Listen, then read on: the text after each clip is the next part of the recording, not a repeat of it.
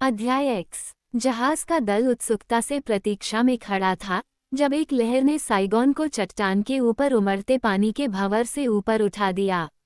जैसे ही समुद्र ने उन्हें दांतेदार कोरल चट्टानों पर भयानक प्रभाव के साथ गिराया, लकड़ी के पीसने और टूटने की आवाज ने उसकी मौत की घंटी बजा दी। वह चट्टान के बाहर गहरे पानी की ओर नशे में लड़खड़ाती हुई चली गई। उस तनावपूर्ण क्षण में एक से अधिक दिल स्थिर हो गए। अगर वह वापस समुद्र में फिसल जाती तो कई लोग खो जाते, और अब इसमें कोई संदेह नहीं था कि वह फिसल रही थी। पसी, श्रीमती ली ने कर्नल से कहा। वह हमेशा अपने नर्म मूड में उसे पसी कहकर बुलाती थी। पसी, अगर मैंने कभी कोशिश की है तो मुझे उम्मीद है कि अब जब हम अपने निर्माता के सामने हैं तो आप मुझे माफ कर देंगे। हेरम्फ, कर्नल ने बड़बड़ाते हुए कहा, ये सब मेरी गलती है। मुझे बीबे की कहानी कभी नहीं पढ़नी चाहिए थी। जैसे ही साइगोन गहरे पानी में वापस लौटा, उसके बाद आए एक लहर, जो उससे पहले आई लहर से बड़ी थी, ने जहाज को फिर से ऊपर उठा लिया और उसे चट्टान पर भारी रूप से गिरा दिया। इस बार वह मजबूती से रुका, और जैसे ही लहर पीछे हटी, वह अपने डेक को लगभग समतल करके आराम कर रहा था। मैं कहता हूँ, एल्गी ने कहा, ये थोड़ा ठीक है क्या? बिल्कुल नूह के जहाज की तरह जंगली जानवरों से भरा एक पुराना टब जो माउंट अरारत की चोटी पर ऊंचा और सूखा बैठा है। जब लोग नावों और राफ्टों को लैगून में ले जाने का काम कर रहे थे, तब साइगोन में लगातार छोटी लहरें आईं, और फिर एक और बड़ी लहर पूरी तरह से जहाज पर टूट पड़ी, लेकिन वह अपनी स्थिति से हिली नहीं। जहाज की ओर जाने वाली लाइनें नावों और राफ्ट को बहने से रोक रही थीं, लेकिन अब सवाल ये था कि महिलाओं को उनके पास कैसे लाया जाए। चट्टान संकरी थी, और साइगोन अपने किनारे से सिर्फ कुछ फीट की दूरी पर था। एक एथलेटिक आदमी रेलिंग से छलांग लगा सकता था, चट्टान को पार कर सकता था, और लैगून में उतर सकता था, लेकिन मिसेस ले एक एथलेटिक आदमी नहीं थी, और वह असली समस्या थी। उसने जहाज की रेलिंग के ऊपर से नीचे देखा और देखा कि पानी अभी भी चट्टान के पार उछल रहा है। मैं वहां कभी नहीं उतर सकती, विलियम, उसने कहा, तुम आगे बढ़ो। मेरी तरफ ध्यान मत दो, शायद हम किसी खुशहाल दुनिया में मिलें। ये बकवास है, कर्नल ने कहा। हम तुम्हें किसी तरह नीचे उतार लेंगे। मैं वहां नीचे जाऊंगा, टार्जन ने कहा, और तुम उसे जहाज के एक डेविड से नीचे उतार दो। मैं देखूंगा कि वो सुरक्षित रूप से किसी एक बेड़ा पर चढ़ गई है। कभी नहीं, श्रीमती लेह ने जोर देकर कहा। टार्जन कैप्टन बोल्टन की ओर मुड़ा। मैं आपसे उम्मीद करता हूं कि आप उसे तुरंत नीचे उतार दे, उसने कहा, और इस बारे में कोई बकवास नहीं होगी।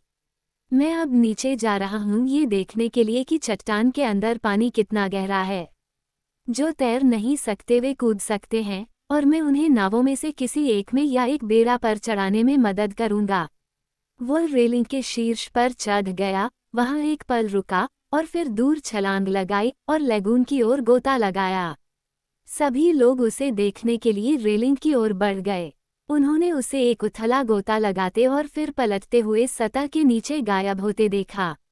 कुछ ही देर में उसका सिर पानी से बाहर आ गया और उसने ऊपर देखा। ये यहाँ बहुत गहरा है, उसने कहा। पेट्रिसिया लेह बडन ने अपनी लाइफ बेल्ट उतारी, रेलिंग पर चढ़ी और गोता लगाया। जब वह ऊपर आई, तो टार्जन उसके बगल में था। मुझे ये पूछने की जरूरत नहीं है कि क्या तुम तैर सकती हो, उसने कहा। वह मुस्कुराई। मैं यहीं रहूंगी और दूसरों की मदद करूंगी, उसने कहा। जेनेट लॉन अगली छलांग लगाने वाली थी। उसने गोता नहीं लगाया, और उसने सिर्फ चट्टान को पार किया। टार्जन ने उसे पानी की सतह पर पहुंचने से पहले ही पकड़ लिया था। जब उनके सिर पानी से ऊपर थे, तब भी उसने उसे सहारा दिया। क्या तुम तैर सकते हो? उसने पूछा। नहीं, उसने जवाब दिया। तुम बहुत बहादुर लड़की हो, उन्होंने कहा, और उसके साथ एक नाव की ओर तैरकर गए तथा उसे नाव पर चढ़ने में मदद की। इस समय तक उन्होंने एक नाव चलाने वाले की कुर्सी तैयार कर ली थी और एक बहुत ही क्रोधित और विरोध करने वाली श्रीमती लेह को जहाज के किनारे पर उतार रहे थे। जैसे ही वह लैगून की सतह पर पहुंची, टार्जन उसका इंतजार कर रहा था। युवक, वह झल्ला कर बोली, अगर मुझे कुछ हुआ तो इसकी गलती तुम्हारी होगी। चुप रहो, टार्ज़न ने कहा, और उस कुर्सी से उतर जाओ। संभवतः अपने पूरे जीवन में पेनेलोप लेह से कभी भी वास्तविक अधिकार की आवाज़ में बात नहीं की गई थी। इससे न केवल उसकी सांस रुक गई, बल्कि वह डर गई, और वह नाविक की कुर्सी से चुपचाप उतर गई और टार्ज़न की बाहों में चली गई। वो उसके साथ एक बेड़ा तक तैरा और उसे चढ़ने में मदद की, क्योंकि लाइफबोट की तुलना में उन पर चढ़ना आसान था। टार्ज़न वापस जहाज़ की ओर तैरा। नाविक की कुर्सी अभी भी पानी के ऊपर झूल रही थी। उसने उसे पकड़ लिया और हाथों से डेक पर चढ़ गया। एक एक करके लोग रेलिंग से कूद रहे थे या गोता लगा रहे थे, तभी उसने उन्हें रोका। उन्होंने कहा, मुझे कुछ बहुत खतरनाक काम के लिए 10 या 15 स्वयंसेवक चाहिए। उनमें वह होना चाहिए जिसे अमेरिकी हिम्मत कहते हैं। आप क्या करने का इरादा रखते हैं? बोल्टन ने पूछा। अब जबकि बाकी सभी लोग सुरक्षित रूप से किनारे पर आ गए हैं, मैं जानवरों को आज़ाद कर दूंगा, बंदर आदमी ने कहा, और उन्हें पानी में ले जाऊंगा। लेकिन यार, कर्नल लेह चिल्लाया, उनमें से कई खतरनाक शिकारी जानवर हैं।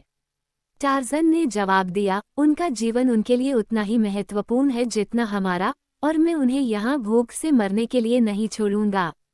बिल्कुल सही, कर्नल ने कहा, लेकिन उन्हें नष्ट क्यों न कर दिया जाए? यही मानवीय तरीका होगा। टार्ज़न ने कहा, मैंने आपकी पत्नी या आपके दोस्तों को नष्ट करने का सुझाव नहीं दिया, और कोई भी मेरे दोस्तों को नष्ट नहीं कर सकता। आपके दोस्त? कर्नल ने पूछा। हाँ, मेरे दोस्तों, जंगल के राजा ने उत्तर दिया, या शायद ये कहना बेहतर होगा कि मेरे लोग। मैं उनके बीच पैदा हुआ और बड़ा हुआ। जब तक मैं लगभग बड़ा नहीं हो गया, मैंने कभी किसी इंसान को नहीं देखा, न ही मैंने 20 साल की उम्र तक किसी गोरे आदमी को देखा। क्या कोई मुझे उन्हें बचाने में मदद करने के लिए स्वेच्छा से आगे आएगा? हे भगवान, कर्नल ने कहा, ये निश्चित रूप से एक खेल संबंधी प्रस्ताव है। मैं तुम्हारे साथ हूँ, नौजवान। डी ग्रूट, बोल्टन, टिबेट, क्राउच, नौइड चालक दल के कई सदस्य और कई चीनी लोगों ने उनकी मदद करने के लिए स्वेच्छा से काम किया, साथ ही 3 भारतीय रखवाले भी, जिन्हें क्राउज ने जानवरों की देखभाल के लिए नियुक्त किया था। जब वे लोग जो उसके साथ रहने के लिए स्वेच्छा से तैयार नहीं हुए थे, जहाज से बाहर निकल रहे थे, तब टार्ज़न ने ओरांगुटान को छोड़ दिया। उसने उनसे उनकी ही भाषा में बात की, और वे डरे हुए बच्चों की तरह उससे लिपट गए। फिर वो अपने आदमियों को जानवरों के डेक पर ले गया और जहाज के किनारे के बड़े दोहरे दरवाजे खोले, जिसके जरिए सभी बड़े जानवरों को लादा गया था। वहाँ 3 भारतीय हाथी थे, और उन्हें उसने सबसे पहले आज़ाद किया, क्योंकि वे विनम्र और अच्छी तरह से प्रशिक्षित थे। उसने भारतीय महावतों में से एक को इनमें से सबसे अच्छे हाथी पर सवार किया और उसे कहा कि जैसे ही लहर चट्टान को ढांक ले, वह इस हाथी को लैगून में ले जाए। जानवर को पानी में उतरने के लिए मजबूर करने से पहले उसके साथ एक छोटी सी लड़ाई हुई, लेकिन एक बार जब वह तैरने लगा, तो अन्य 2 हाथियों को उसके पीछे लाना तुलनात्मक रूप से आसान था, और फिर अफ्रीकी हाथियों को छोड़ दिया गया। ये जंगली जानवर थे और कहीं ज्यादा खतरनाक और मुश्किल थे, लेकिन एक बार जब उनके नेता ने भारतीय हाथियों को तैरते हुए देखा तो वो लैगून में चला गया और उनका पीछा किया, और उसके साथी उसके पीछे पीछे चले गए। शेरों और बाघों के पिंजरों को एक एक करके दरवाजे तक खींचा गया, पिंजरों के दरवाजे खोले गए, और पिंजरों को तब तक झुकाया गया जब तक कि जानवर बाहर नहीं गिर गए। छोटे जानवरों को भी इसी तरह से नीचे उतारा गया। यह एक लंबा और कठिन काम था, लेकिन अंततः ये काम पूरा हो गया, और केवल सांप ही बचे। आप उनके बारे में क्या करने जा रहे हैं? बोल्टन ने पूछा। हिस्सा, सांप हमेशा से मेरा दुश्मन रहा है, टार्ज़न ने उत्तर दिया, हम उसे नष्ट कर देंगे। वे जहाज के द्वार पर खड़े होकर जानवरों को किनारे की ओर आते देख रहे थे, जहां से बोल्टन के आदेशानुसार खाली नावें और बेड़ा पहले ही जहाज पर वापस आ रहे थे। तट रेखा के साथ साथ एक संकरा समुद्र तट था, और उसके पार घना जंगल धीरे धीरे ऊपर की ओर हरे भरे ज्वालामुखी पर्वतों की तलहटी तक फैला हुआ था, जो जंगली और उजाड़ दृश्य के लिए उपयुक्त पृष्ठभूमि का निर्माण करता था।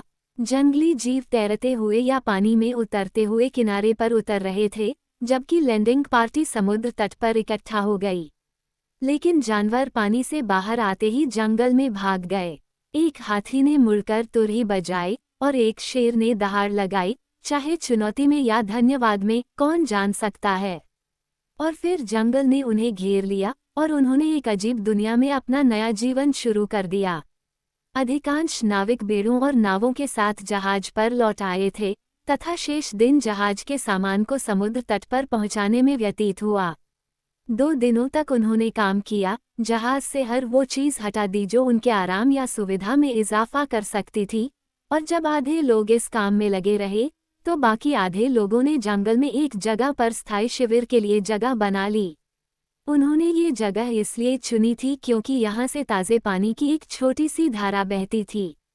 तीसरे दिन दोपहर में जब काम लगभग पूरा हो गया था, 1 दर्जन लोगों का एक छोटा दल दक्षिण में समुद्र तट को घेरे हुए चट्टान के शिखर से शिविर की ओर देख रहा था। वहाँ की हरियाली से छुपकर वे उन पहले अजनबियों को देख रहे थे जो कई सालों के बाद उनके द्वीप पर आए थे।